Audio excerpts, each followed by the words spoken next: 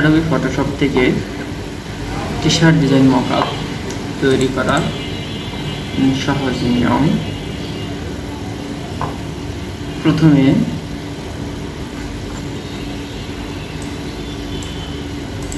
ছবিগুলোকে নিয়ে নিব, যে কোন ছবিগুলো থেকে আমরা এই কাজটা করতে চাই সেই ছবিটা আমরা এখান থেকে বাছাই করব।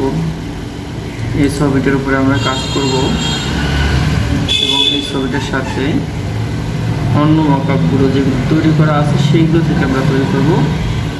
তাহলে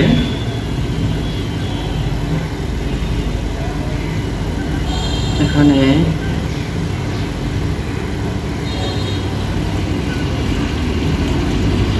একটা এবং দুটাকে সিলেকশন করলাম, টোটাল তিনটাকে সিলেকশন করলাম। এরপরে হচ্ছে আমি ওপেন দিয়ে নিলাম, এখানে ছবিগুলো সব ওপেন হবে।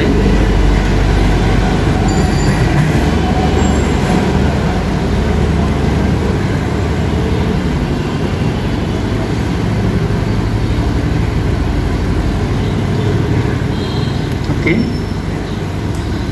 ছবিগুলো চলে আসছে।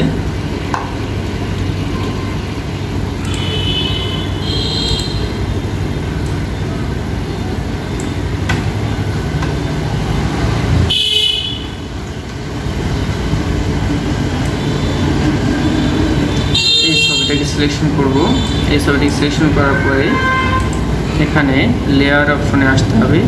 লেয়ার অপশনে এসে এটাকে আরেকটা নতুন লেয়ার তৈরি করতে হবে। কন্ট্রোল জে প্রেস করলাম, এখানে লেয়ার আরেকটা তৈরি হলো। এখানে কুইক সিলেকশন টুলের মাধ্যমে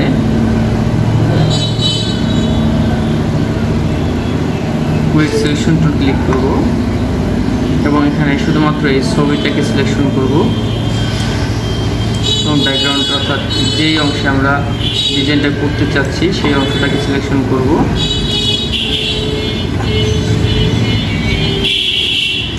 সূক্ষ্মভাবে এটাকে কাজ করতে হবে।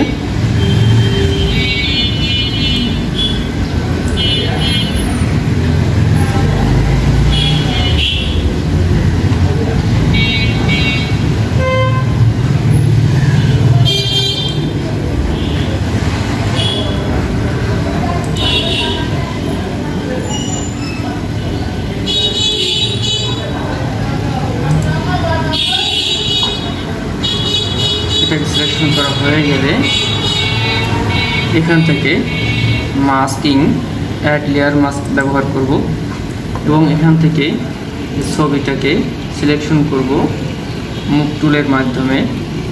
যে মুভ টুল নেব, এরপর ছবিটাকে সিলেকশন করব, ছবিটাকে ধরে নিয়ে এখানে চলে আসবো।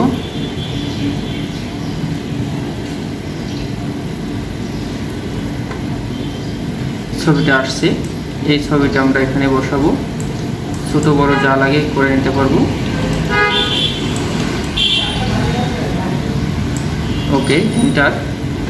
এরপরে ছবিটার উপর রাইট বাটন ক্লিক করব, এখান থেকে ক্রিয়েট ক্লিপিং মাস্ক ব্যবহার করব। ছবিটা এখান থেকে কেটে চলে আসবে।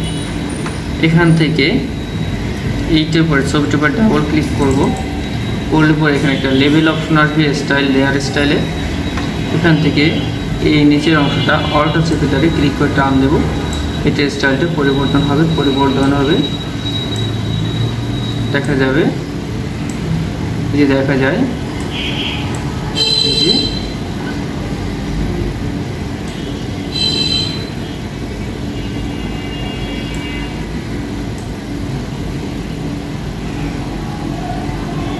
স্টাইল পরিবর্তন, যে আগের কালারের উপরে এটা মাস্কিং হয়ে গেছে। এভাবে করা যাবে। আর যেটা আমরা সরাসরি করলাম সেটাও রাখা যাবে, প্রয়োজন মতো এখানে রেখে ওকে দেব। আমাদের ছবিটা অর্থাৎ টি শার্ট ডিজাইনের মকআপটা কমপ্লিট হয়ে গেল খুব সহজে। ওকে, এখন এটির উপরে যদি আমরা এই ছবিটাকে ব্যবহার করতে চাই তাও করা যাবে, অর্থাৎ এই ছবিটা এখন এখানে বসাই দিলেই ওকে হয়ে গেল ডিজাইন। ওকে, ধন্যবাদ সবাইকে।